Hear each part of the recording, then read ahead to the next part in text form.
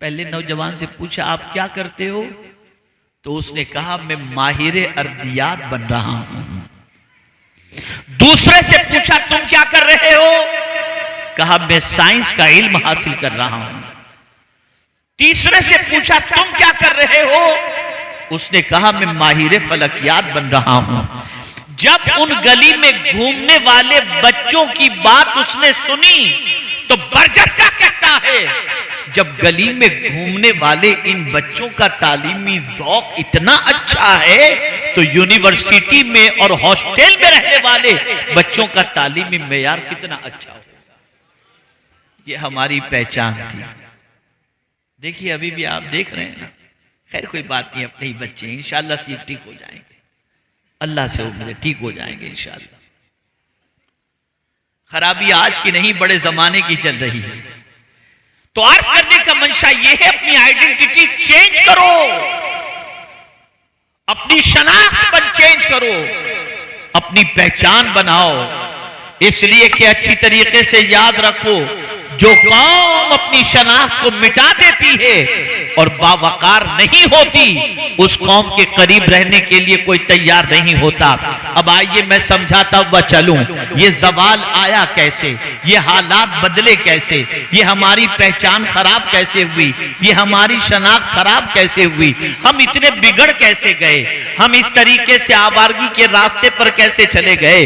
तो मेरे प्यारे आका सल्लल्लाहु तआला अलैहि वसल्लम के प्यारे दीवानों, सबसे पहले हमारी नजरों से कुरान ओझल हुआ, मुस्तफा प्यारे सल्लल्लाहु अलैहि वसल्लम के फरामीन ओझल हो गए, औलियाए किराम की जिंदगी हमारी निगाहों से ओझल हो गई। अच्छी सोसाइटी मिलने की तरफ और अच्छी सोसाइटी हासिल करने की तरफ हमारी तवज्जो नहीं रह गई। हमारा पूरा मुआशरा गुनाहों के दलदल में डूब गया, बदकिरदारी के माहौल में डूब गया, आवारगी के माहौल में डूब गया। नतीजा ये हुआ एक पूरी नई सोसाइटी वजूद में आती है जिस सोसाइटी की पोजीशन ये है नेकी का जज्बा नहीं, गुनाहों का शौक है, गुनाहों की मोहब्बत है, आवारगी की मोहब्बत है, गुनाहों में दिलचस्पी है, जहालत में दिलचस्पी है। आइए मैं आपको समझाता हुआ चलूं।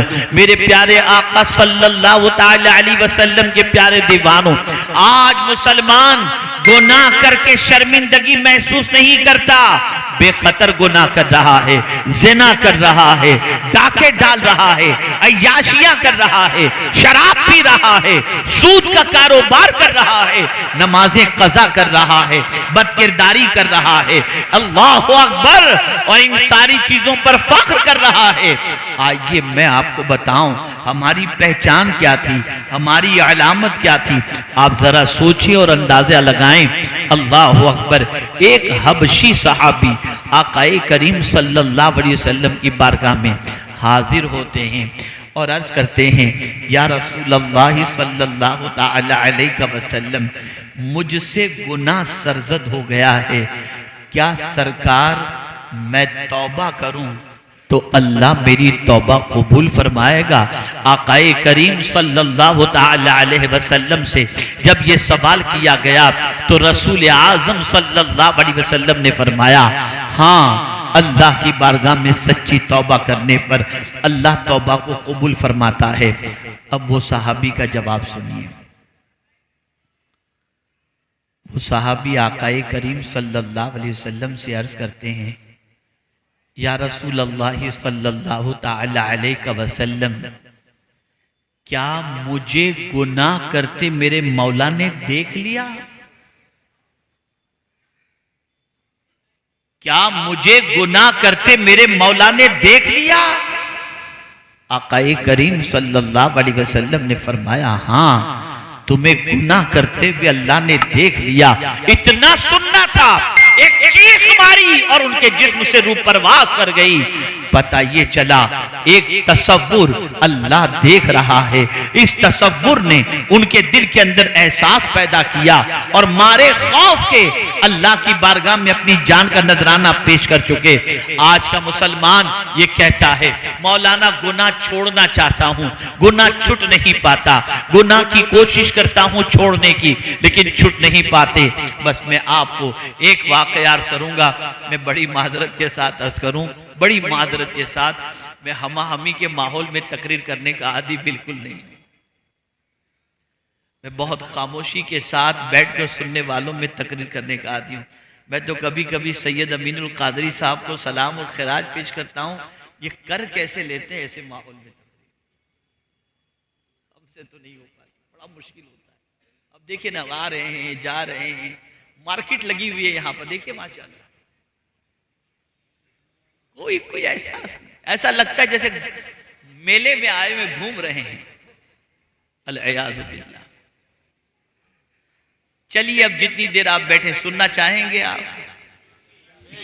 आपका भी जहन गैर हाजिर, सुनना चाहेंगे आप? बस एक वाक़या अर्ज करता हूं और अब थोड़ी देर संजीदगी से सुन लें।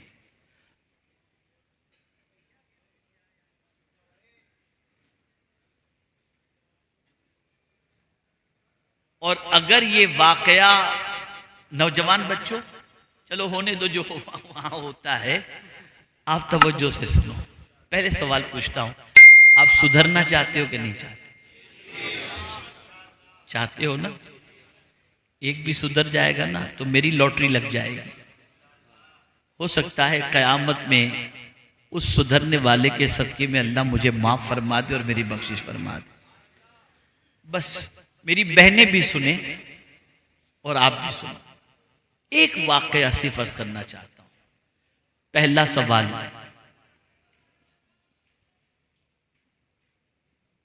ये बताइए, गुनाह अच्छी चीज है या बुरी चीज है? बुरी चीज है ना? क्या बुरी चीज से कोई मोहब्बत करता है? नहीं करता। क्या आप चाहते हैं कि अल्लाह गुनाह से आपको नजात अता फरमाए? कितने लोग गुनाह से बचना चाहते हैं? माशाअल्लाह माशाअल्लाह। अब नीचे हाथ रखें। आप बचना चाहते हैं, उलमा के पास, मशाइख के पास, बुजुर्गों के आस्थाने पर जाकर काबा शरीफ, मदीने शरीफ, बगदाद शरीफ, अजमेर शरीफ जाकर के सोचते हैं अब गुनाह नहीं करूंगा, लेकिन फिर भी गुनाह हो जाता है कि नहीं होता? हो जाता है ना।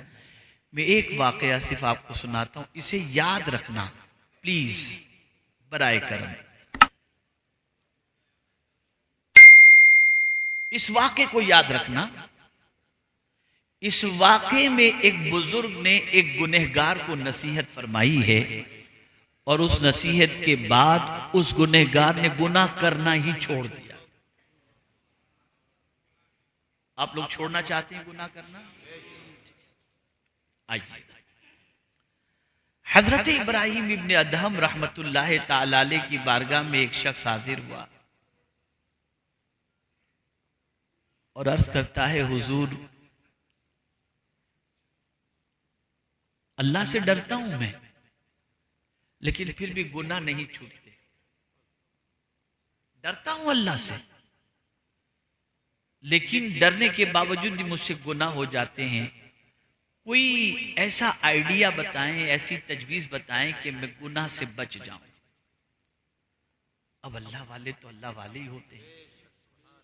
शफकत फरमाई, गौर से सुनिएगा। उन्होंने कहा, बेटा मैं तेरे सामने चंद तजावीज रखता हूं, इसको तू सुन ले, फिर उसके बाद मुझे जवाब दे।